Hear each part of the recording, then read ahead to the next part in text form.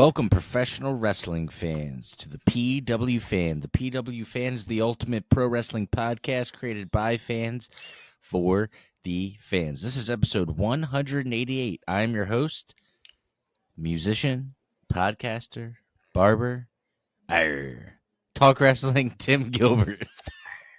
And I'm your host, the architect of pro wrestling podcast, Andy. I'm also your host, the No Sun Wrestling Indie fan and football lover, Jeremy. And I guess we're pirates, so we're back. We're back. We're rejuvenated. Andy, before we get started today, I normally pass it over to you, but I gotta tell the people, you gotta go to youtube.com/the PW Fan. Gotta hit that subscribe button. It might be the PW Fan Pod. I believe it is. Yeah, the youtube.com/the PW Fan Pod. I thought it was at the PW Fan across like all social media, except for YouTube. Oh, I'm glad we know all this for our own socials. Yeah, we're very professional, guys. We do this for a living. Just kidding, we don't. But we could. I wish. Can you imagine we do it for a living? So, like, what happened this week? Like, I don't know. That's the thing. I'm motivated by dollars.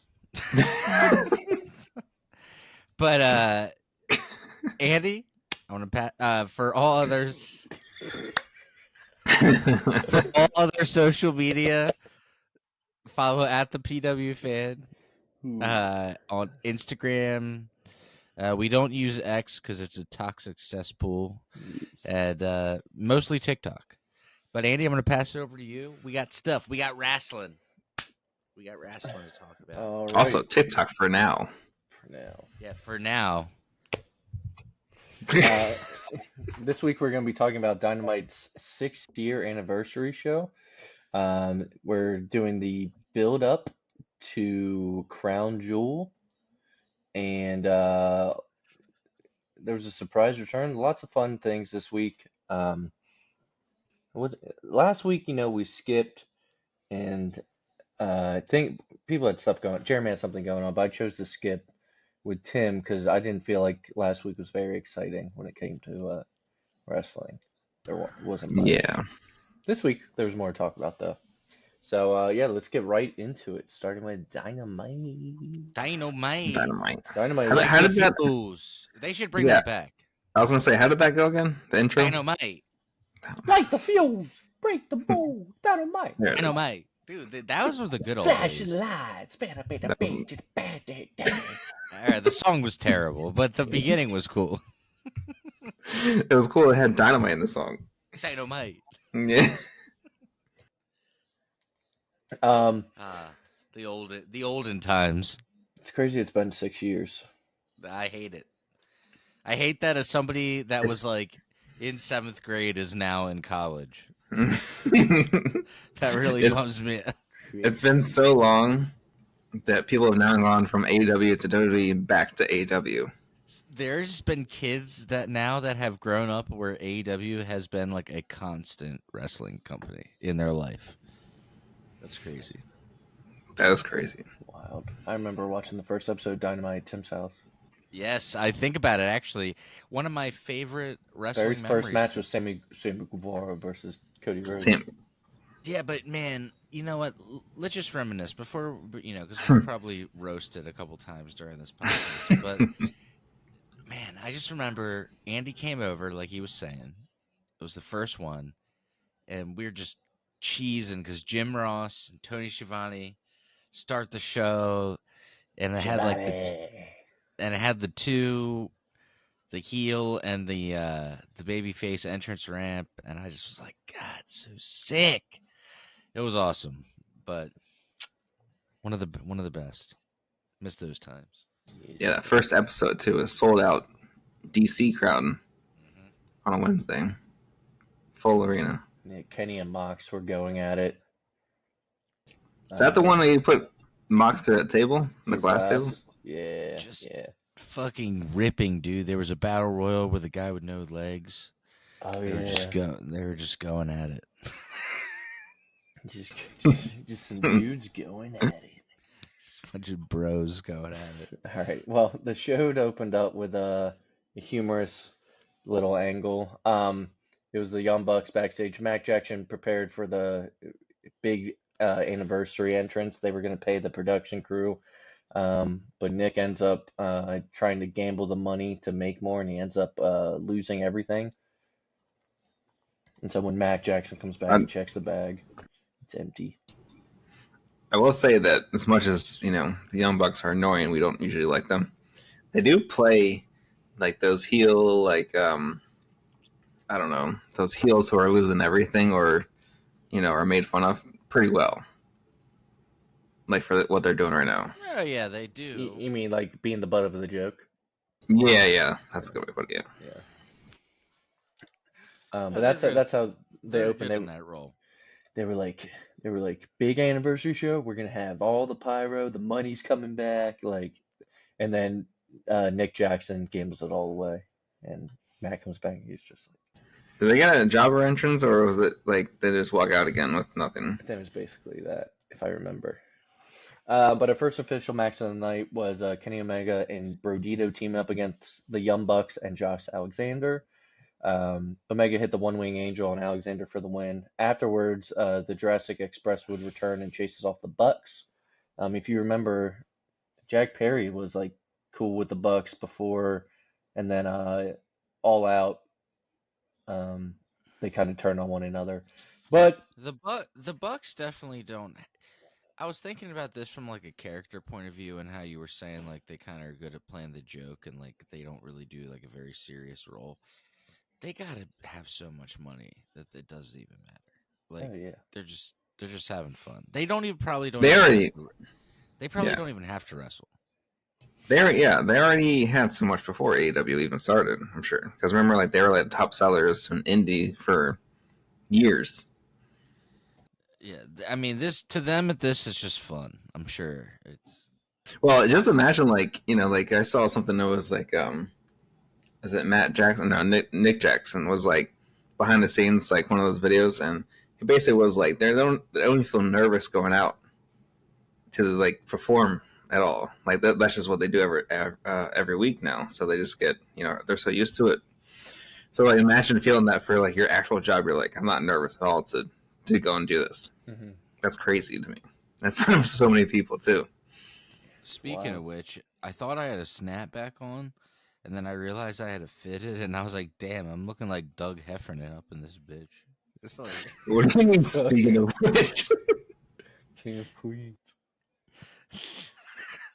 It's like, Carrie, get Arthur out of the basement. But so Kenny would cut a little promo though, and the lights would go out. Dude, I did not expect this, but Andrade returned. I started laughing so hard when he popped up.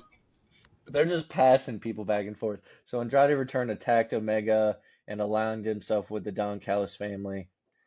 So Andrade has joined. Is Andrade the first one? When he has a manager like with Zelina, he does. I think so.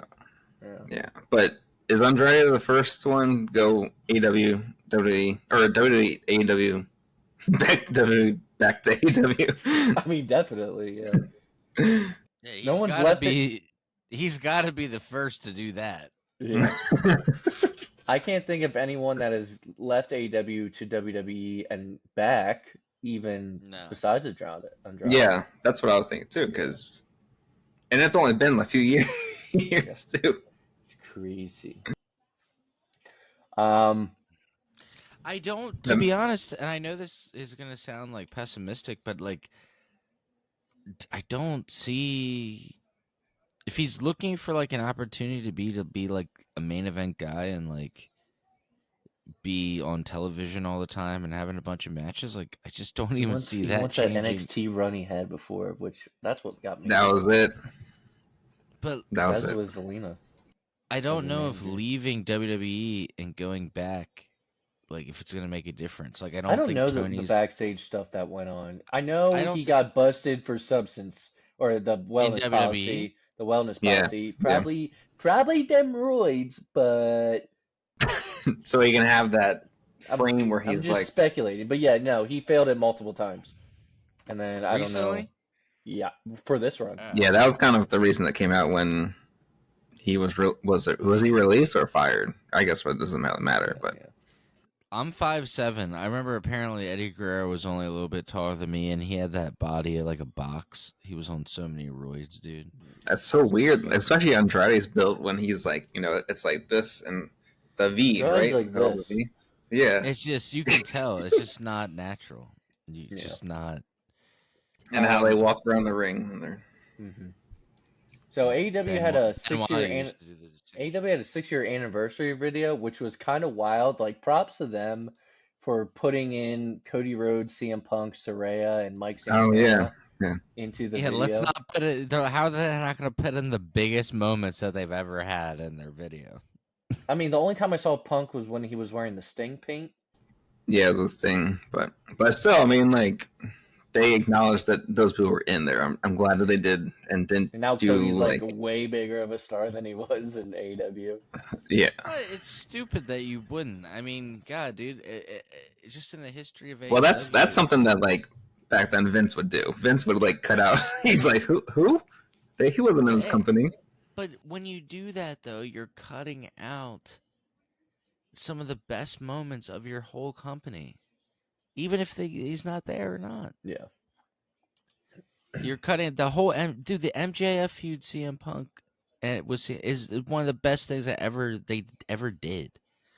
To just like pretend that didn't happen, it's just like crazy. It's probably one of the best things that Punk ever did too. I think that's one of his best feuds. I'm saying. It was a great thing in wrestling, so why not like remember that? I don't know. I understand that because of the way things ended, but also dude, at this point it's been long enough. You can acknowledge it. It's fine. Everybody's moved on. Yeah, so it was a cool video. I was just watching live and I was kind of taken aback, but yeah, good on them. So then we had another match.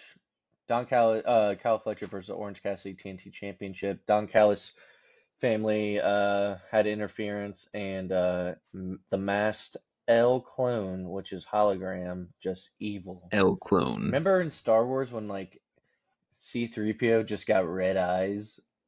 That's how I look at L clone. It's just a hologram, but he's like bad now. And he doesn't. Well, you know what's kind of bad luck, I guess. Hologram, the good one, he got hurt because they were going to do the feud between him and El Clone as like a. Dude, this whole time until you said that, I thought they were just the same people. That's why I was like, it's just C-3PO with red eyes because he just became bad. I mean, it is like basically the guy. They look very much they wear alike. The same mask, just one of them wear a top piece, you know. Yeah, but I saw that hologram got hurt, so it's going to be like hologram is the same thing as when TNA had the suicide character. It's just like a joke. Oh yeah. It's not. Yeah, serious. that was so weird. Also, I remember playing as him in the video game, the TNA video game. The graphics were great. The game was fucking horrible. It was. Every wrestler did the same move. Sting was doing like hurricanranas and shit. Oh my god. Yeah, that was a crazy game. But it looked awesome. Not a good way. They did great graphics. Well, in the match, L Clone, who I thought was hologram, is not, tripped Orange Cassidy. Fletcher would win with the Brainbuster, retain the title, and afterwards, L Clone joins the Don Callis family as well, on top of Andrade joining, and then Mark Briscoe and Paragon, the Paragon, would run in to help Cassidy. We had a backstage promo from Mercedes Moné. Sorry, can I just say real quick? I saw a list of the Don Callis family who's in it. It's like half the AEW rosters in Don Callis' family. All right, who do you got? Kyle Fletcher, Andrade, Takeshita, Josh Alexander, Lance Archer, Brian Cage, but Brian Cage is hurt. L Clone. Is there another? I feel like there's a few more. I can't remember everyone, but I just was like, that's crazy. Yeah. The best thing that they ever did is when Kenny had the Triple H Lemmy from Motorhead mustache, and he was the champ. Yeah. That was the coolest that they ever were. Anything from there is just like a big fart. Yeah, I don't know what they are gonna do with all those people. I'm sure. I think And they're going to do blood and why out of guts. all, but So like, why out of all these people, like, does Don Callis get to be like so much television time? He's not even that good of a manager. Like Because why is people this fuck. guy? Because he has heat. People hate him when he comes out. Yeah, but like, I don't think it's the type of heat that you want. They It's more chant just "fuck like this. Don Callis" when he's on commentary. Well, that's because he's annoying as fuck. Yeah. But well, like, but like not, he's a good but heel. not. Yeah, but like not in a wrestling way. Like I think he just might be annoying as fuck. All right, You're backstage. just like, I just fucking hate this guy. I just Backstage. don't like you. Backstage, Mercedes Moné says she'll become the longest reigning TBS champion, and she rejects Harley Cameron as a partner. I don't have it on here, but yeah, it was revealed, right, that the AEW is getting women's tag team titles.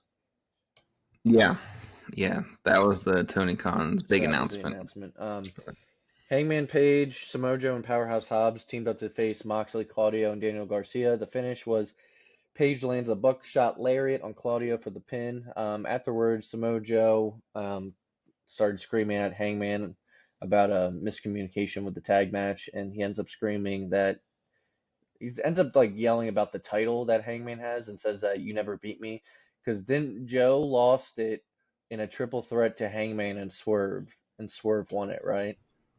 Yeah, I think so. Yeah. Also, And I think Hangman's the Samoa one that Joe got being pinned. yeah. Samoa Joe being angry and everything like that. I think that's like his best when he's at his best No because he looks so no one believable. likes Vicious Joe. No one likes Babyface He Joe. looks like he's like actually gonna kill Hangman when he does this. Samoa Joe's one of those last characters in the last few years where I'm like, I mean, honestly, in the last decade, from his NXT run in 2015 all the way until now, it's like I feel like he should have been able to do more. I mean, people respect him and they love him because it's Samoa Joe. He's a legend. He's been around forever.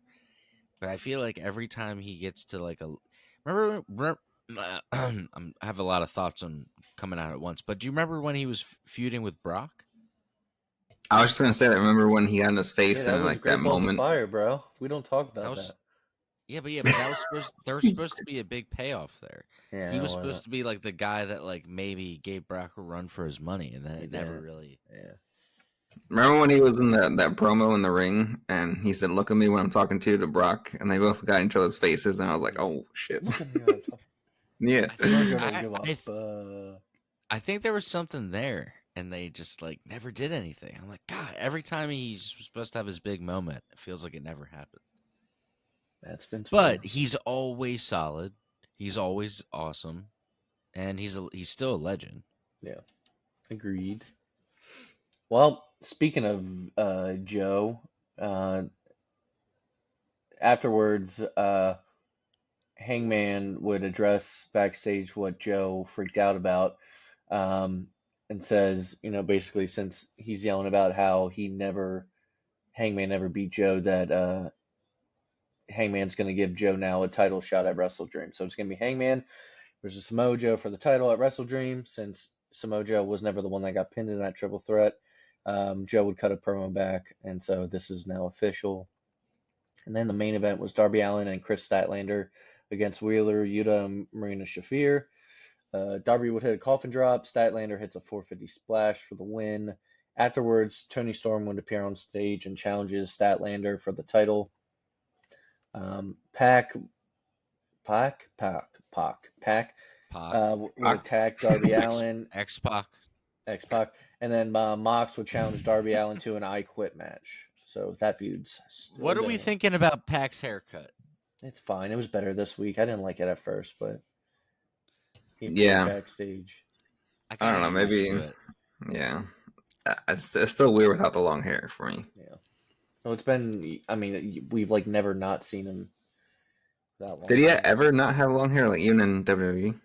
I think even like when he was Even at NXT, I think he was when he was Neville. No, it was even longer when he was Neville. But to be fair, as somebody who over the last decade has grown my hair to my shoulders, cut it off, grown it to my shoulders, cut it off. I've done it literally like 10 times. I can't imagine he's been rocking that undercut man bun for like he's been probably wanting to get that I shit off think for is so long. the undercut underneath the long hair I've hated with him for so long. Well, he You know needed to how get good that probably felt for him. He's like, just shave it off. God, he probably loved it. Who else? Pete Dunne did that finally. He Yeah. probably was like, I need to get this shit off.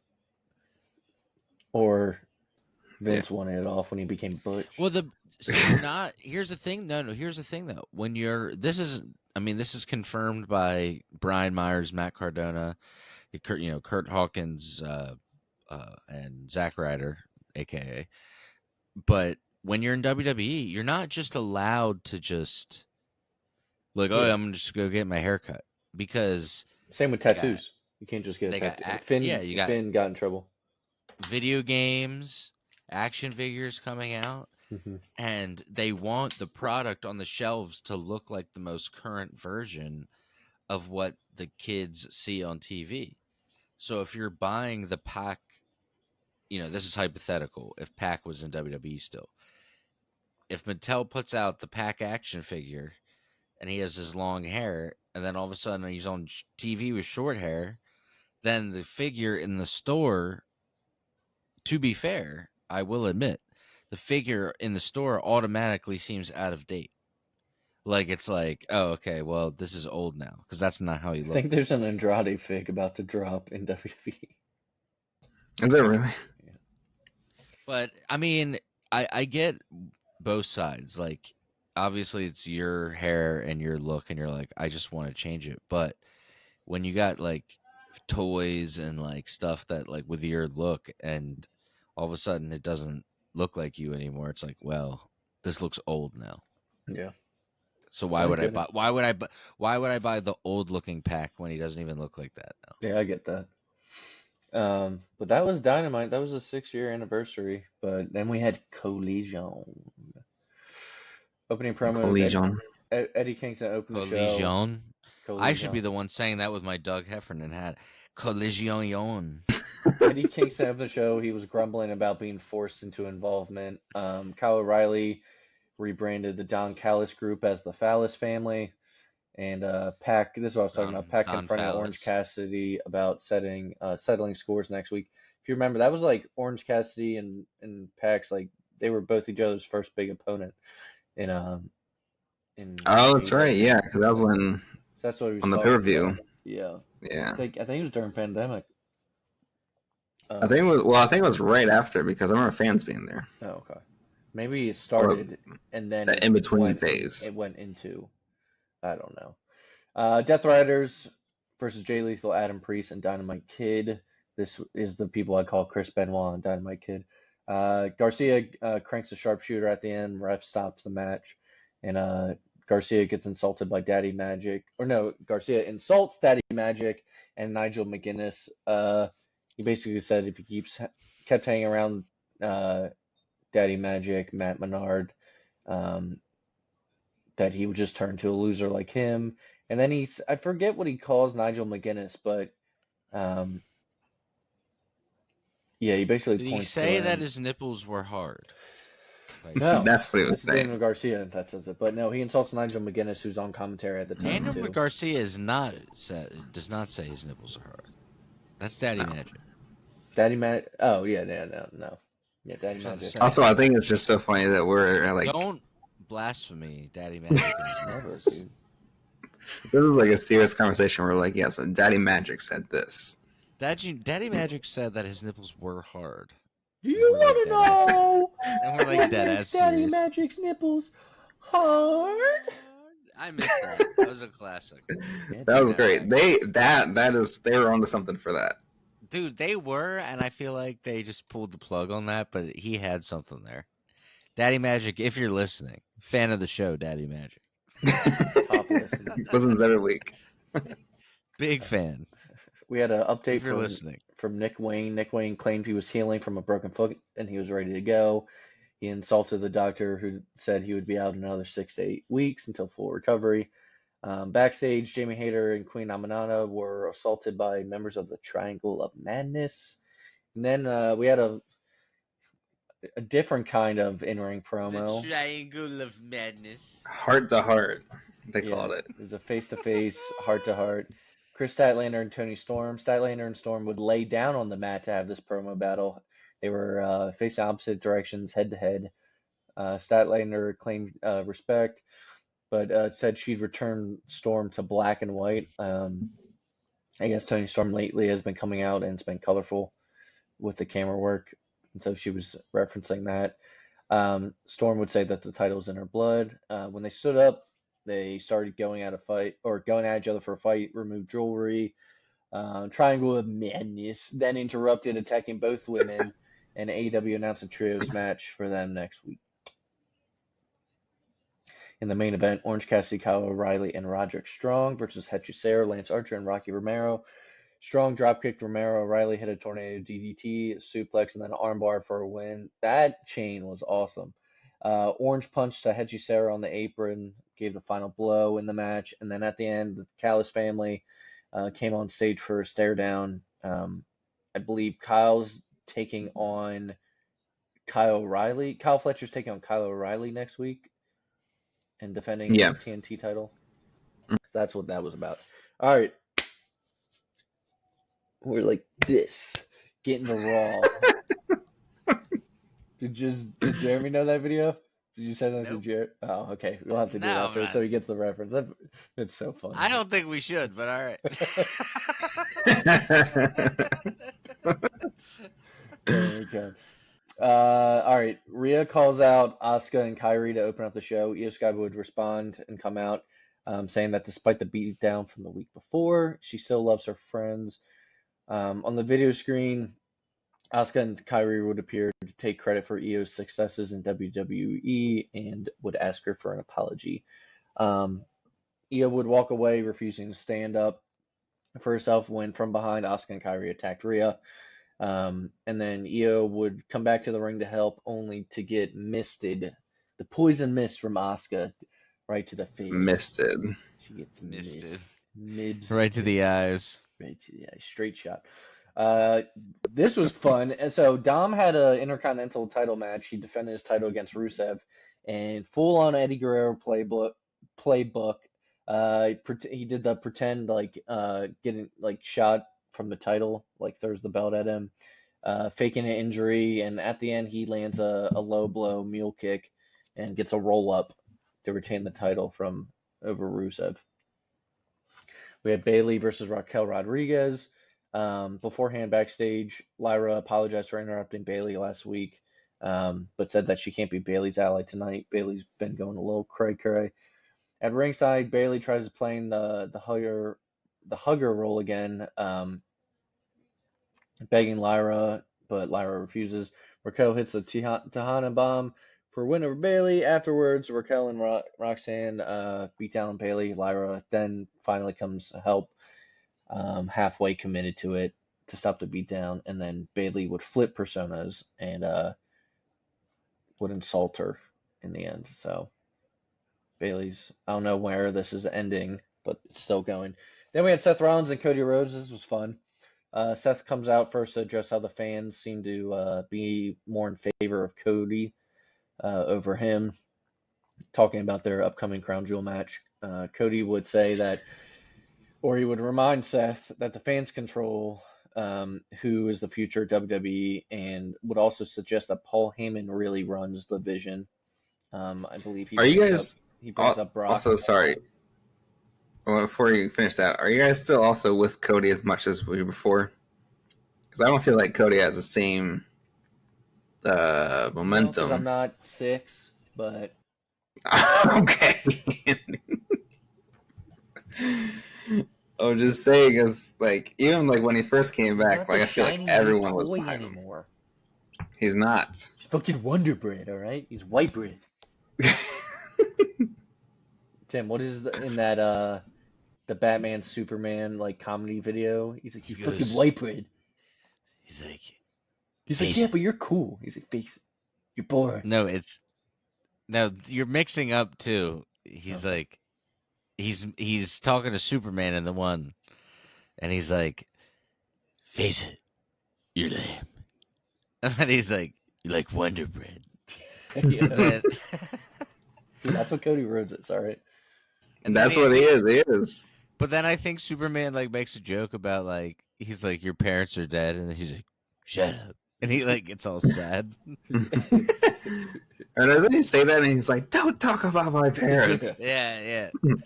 No, I like the one where it's the Robert Pattinson Batman facing off with the Christian Bale When Batman, he's Yeah. interrogating all the other Batmans. and he's like, face it, man. I'm new. I'm cool. I'm edgy. I'm like Kurt Cobain. And then it flashes to flashes the Christian Bale. He's like, yeah, because you're dead to me. Have you guys gone back and watched the like original Batmans ever?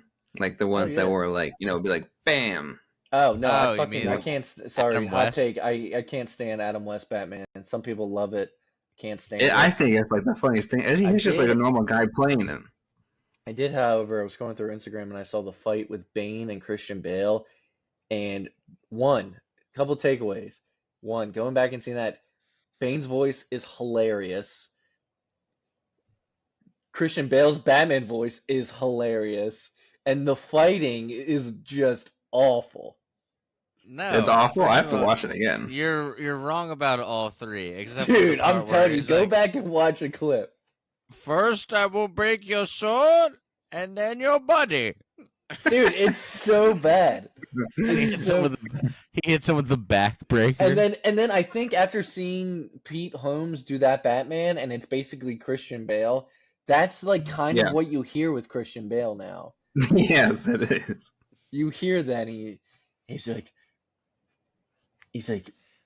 the sacred dogs on me. Ra's al Ghul was the leader of the League of Shadows. He's like, I am the League of Shadows.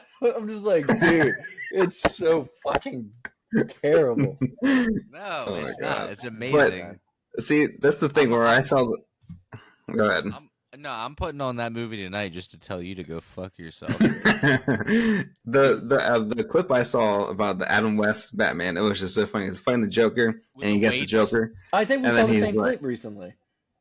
Did you? Yeah. And he said like whatever, some corny line at the end, and then like they leave. They don't leave in a cool way. They're just like, all right, and then they go like run away. I don't know. The one I saw, like Joker, like turned around, he threw a batarang, and it was just like, Yeah, and he's like, and then it was just hits him bad, in the dude. All right. We were in the middle of Cody and Seth thing. Yeah, sorry, I brought up Cody would also call out their past relationship with one another, or I should say their friendship, around WrestleMania 40, and how Seth extended his hand at WrestleMania, even though his knee was basically ruined. Seth leans into wanting to prove that he's the top dog, and Cody would argue that Seth just wants to win, Cody wants to win and be respected. He also talked about the record of their matches speak for themselves. Like Cody, I believe, is 3-0. Shelves.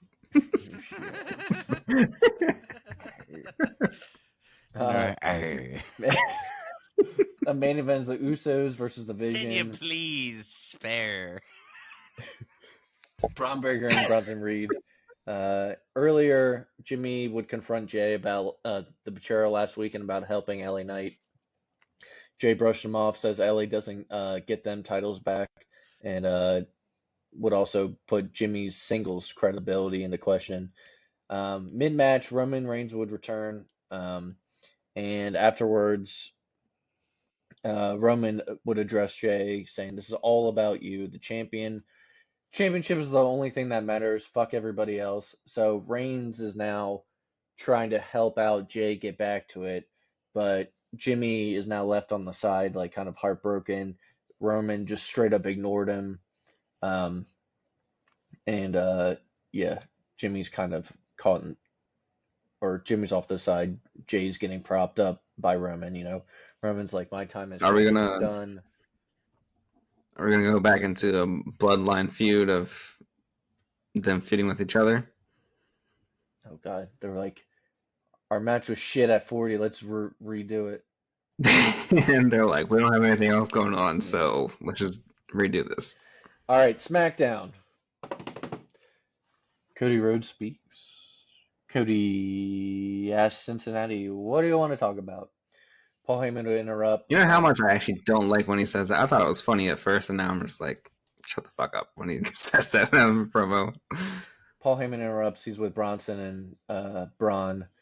Heyman says that they didn't come for Cody Rhodes. They came for Orton. He said that if Orton loses tonight, that Orton's going to end up turning on Cody. And Cody or Heyman would say, after they lose, Randy will look over and Cody and say, "Where were you, champ?" So we'll get to that all later with the main event. But before then, the Miz and Carmelo were backstage. Got a little heated. Miz confronts Carmelo Hayes and demands that he explain why he didn't help him out last week. Carmelo Hayes, I guess this is the way of getting Carmelo over and then a babyface role with the Miz. But he says Miz should count himself lucky that Hayes didn't turn on him earlier. Hasn't he been feuding with the Miz for like ever? No, they were partners.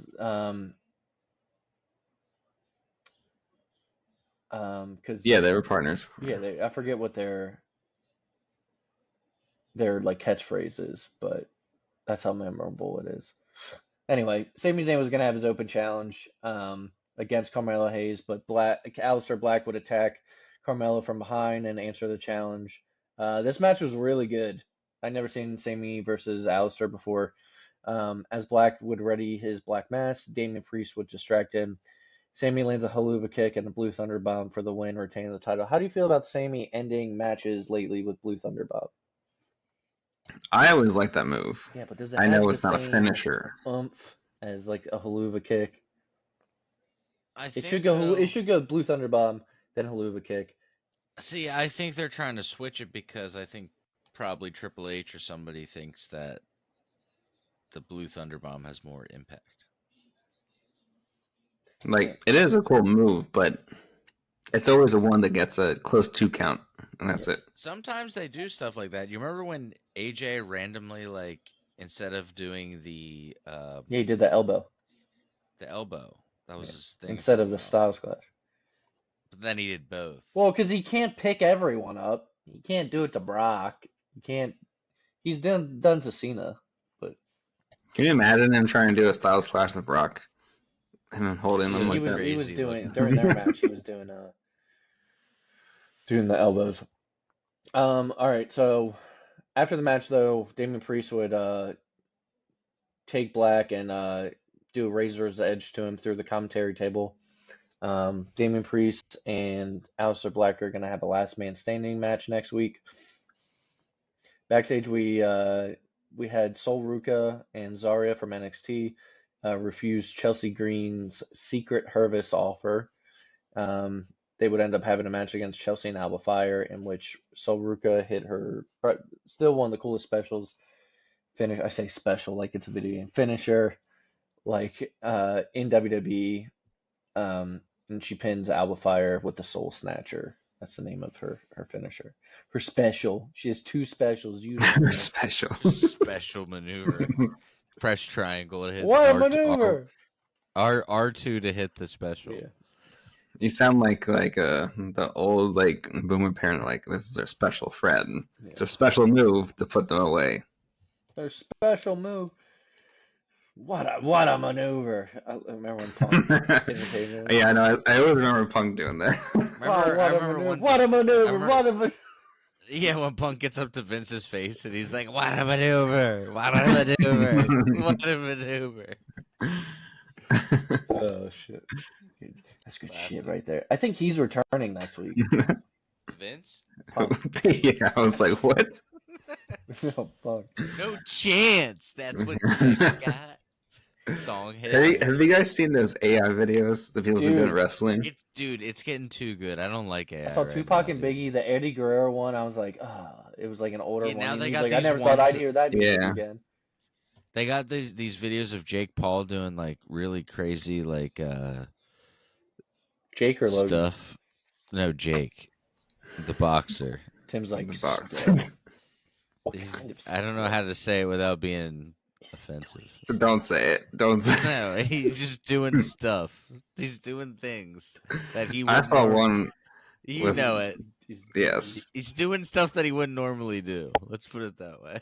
Well, I was gonna say I saw one with Benoit coming out in AEW. I did see that one. Yeah, that And, one like, was a little too real. everyone's I like- didn't like that one. Yeah, Excalibur was like, whoa. He's like, it's been 20 years. Where were we? Contract signing. At Crown Jewel, it's going to be Tiffany Stratton versus Stephanie Belair.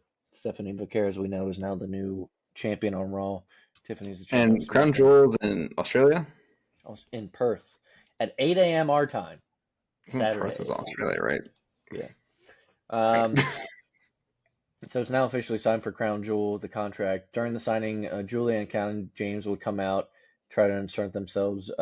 Julia tries to offer an alliance with Vaquer, and they would end up brawling. The two sides, I should say, would end up brawling with each other. And then the main event was Cody Rhodes and Randy Orton teaming up against Braun Breaker and Bronson Reed. Orton and Rhodes, they take on, I guess their group themselves is still just called Division. Breaker spears Rhodes through the barricade, take him out temporarily. Orton hits a big superplex as he does off the top rope, and this is followed by Seth Rollins interfering mid-match, stomping Orton. Bronson Reed follows with a tsunami splash, pins Orton for the win. Afterwards, Rollins tries to stomp Rhodes. Rhodes hits a crossroads on Rollins, and the show ends with Cody Rhodes standing tall and Orton questioning how he feels about Cody. So Paul Heyman in the beginning was kind of right. When is Randy gonna turn on Cody? Can they just do it already? When Sinclair gets to him. That's when Randy turns on Cody. Oh, come on! It was quick. Didn't have to think about it. He was like, when's he gonna turn on? When Sinclair gets to him. Come on. That was good. Turned on him. Mr. Ribas. Dude, we talk about the same movies on here every Mr. Rivers. Everybody go watch Grind from 2003. and Ready to Rumble, because that's the only two movies we my wife and I were actually gonna maybe watch Grind tonight. Do you have my Apple account? You don't have my Apple account, do you? I don't think so. I have the YouTube Premium, and that Grind is actually on there for free on YouTube. Dude. And I was like, oh my god. Dude, it's so good. So terrible, but it's so. It is. Like, I watched it again. I was like, how did I like this? Like, I actually really liked it. So good. No, I made my wife watch it when she was like 25, dude, and she was like, I don't know why, but I really like this movie. I was like, it's because it's very nostalgic of the time that we grew up in. That's true. It's like a photograph of time. You really think you need another? Do you want me to call the back? That's one of the best lines in the movie. He goes, you know, I eat it I eat it. And I ordered a bean burrito with cheese, and I got a gut bomb ranchero instead. So he's like, so I would just like what I ordered. And then Adam Brody looks down and he's like, yeah, but I see that you already ate the gut bomb though. And then he's like, okay, you really think you need another? You want me to call the grown up or what? Like, you want me to call the grown up back up here? You really think you need another? See, yeah, but you already had the gut bomb though. Yeah, I would just like what I ordered. You really think you need another? Dude, that's classic. From the Release the Twins Foundation, would you like to make a donation? Right. What are you talking about? I'm talking about releasing those twins. So stupid. The face. All right, boys. He's like, I'm in a dry spell, and he's like, to be in a dry spell, you would have had to have been in a wet spell. Dude, underrated. So many good lines. Dude, that whole movie is just all one-liners. When he jumps into the pool and Shooter McGavin, the dad, walks out, and he's like, dudes? Get the moron out of the pool. You get the moron out of the pool. Told you I'd call you Wednesday. Yeah. I told you I'd call you Wednesday. My dad found out. Now he says he's going to hang your balls from his rearview mirror. You told your dad? You told your dad. That's your wife. That's your wife's favorite line. You That's told your my dad. wife's favorite part. Is you told your dad. He's like, "What's up, Wednesday? It's Sandy." Right. Right. All right, boys. Oh my god. That's it. Episode 188. 188. Well, thank you for joining us. Keep watching wrestling. Go watch Grind. Arr. Goodbye, my friend.